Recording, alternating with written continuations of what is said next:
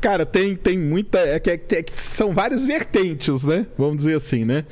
Primeiro que eu falo pro pessoal assim, o pessoal, você acredita que pode ter vida inteligente em outro lugar? E aí minha resposta é, eu não acredito, cara. É mesmo? Entendeu? E assim, vamos dizer, tem minha defesa, né? Tá. Pode ser. O que eu falo é o seguinte, a gente, até hoje, a gente não tem ideia de como a vida... A gente não tem ideia de como a vida surgiu na Terra ainda, de uma forma assim definitiva, entendeu? A vida microbiana, eu tô falando. E como essa vida chegou a ser o que a gente é, pior ainda. A gente não tem a menor ideia. Mas e a evolução? Eu achei que a evolução é uma outra história. A evolução, a gente já era seres multicelulares e tudo mais. Antes disso, a gente tem que ter uma vida microbiana. de uma sopa lá. De uma sopa primordial, que o pessoal chama.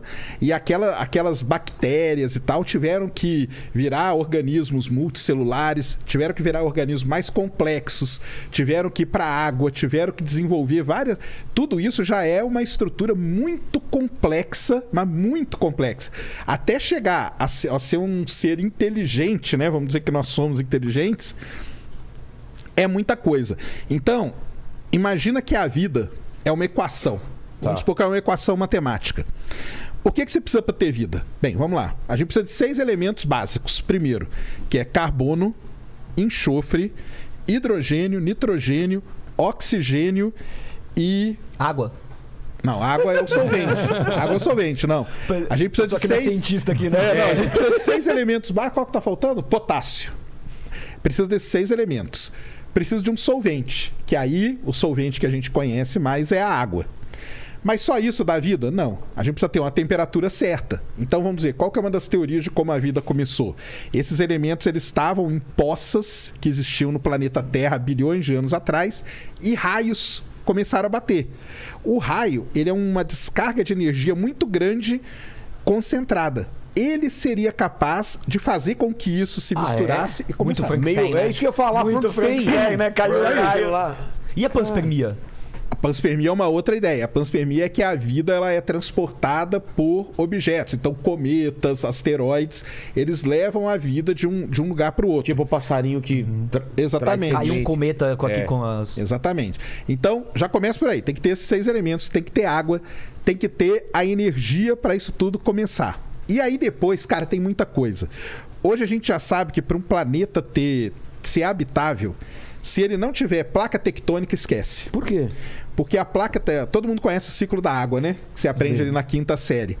O ciclo da água é legal. Só que para a vida, o principal deles é o ciclo do carbono. A vida... Tudo, ó. Só um disclaimer aqui, tá, pessoal? A vida da maneira como a gente conhece. Tá? Se tiver uma vida aí... baseada em silício, por exemplo, aí é um outro papo. Baseado mas a nossa... em Nutella com...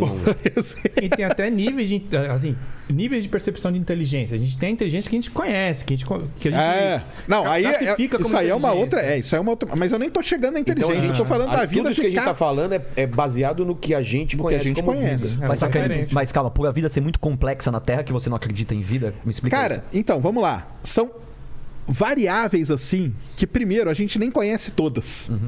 A gente conhece e até, por exemplo, semana passada descobrem uma nova. Hoje o quê? Uma nova o quê? Uma nova variável. É mesmo? Por exemplo, tipo a Lua pode ter tido campo magnético, que é uma novidade. E isso pode ter sido fundamental para a vida. Porque na hora que a Lua tinha campo magnético, o campo magnético da Lua ajudou a proteger a Terra num momento crucial em que o Sol estava muito ativo.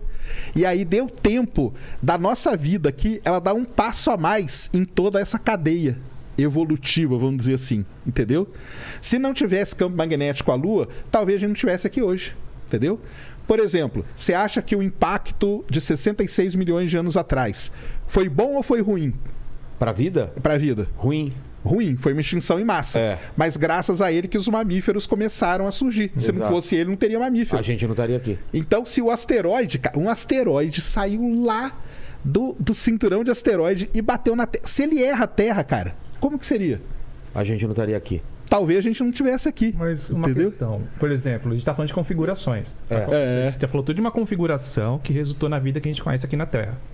Só que na galáxia, se eu não me engano, tem 400 bilhões de estrelas. Mas aí a gente começa a limpar. Por exemplo, não é qualquer estrela que pode ter vida. Tipo o paradoxo de Fermi. Tem que ser uma estrela parecida com o Sol. Só aí você já limpa um monte. Isso é. A estrela tem que ter planeta. Só aí já limpa mais um monte. Tem que ter um planeta numa zona habitável. Mas aí a gente tá falando de uma galáxia. Mas, pô, tem... Mas aí você vai limpando, cara. Na hora que você vai fazendo essa limpa aí, vai chegar... O pessoal fala assim, não, mas a possibilidade é infinita. Ela não é infinita. Porque se a gente considerar todas... Aí... Mas você acha grande a possibilidade de ser só a gente, Sacani? Eu acho, cara. Você trabalhou na UFO, você achava isso também? É sério, calma, mas aí você deu um pulo muito grande. Eu queria saber spoiler. Eu queria saber se o editor da UFO, na época que eu lia, ele acreditava nisso ou ele mudou de opinião durante o tempo, entendeu? Sim. Exatamente. Você trabalhou na UFO, então? Trabalhei na revista UFO. Cara, trabalhei na revista UFO ali no começo e meados da década de 90. Onde eu comprava? Eu comprava muito essa revista, cara. Você separava pra mim, porque só eu comprava no bairro. Coisa que eu escrevi lá.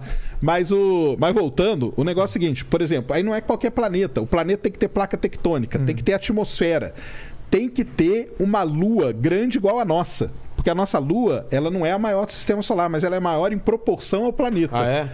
Então, aí vai... Quantas coisas eu falei aqui já? Umas, sei lá, 15. Cara, e eu não falei nenhum milésimo. Não tá num lugar tão quente nem tão frio. Nem tão quente, nem tão frio. Tem que ter atmosfera, tem que ser de um tamanho tal. Tem que ter água numa salinidade tal, num pH tal. Tudo. Aí você vai colocando essas variáveis todas, cara. No final, você pode concluir que a vida é meio que um acaso, cara.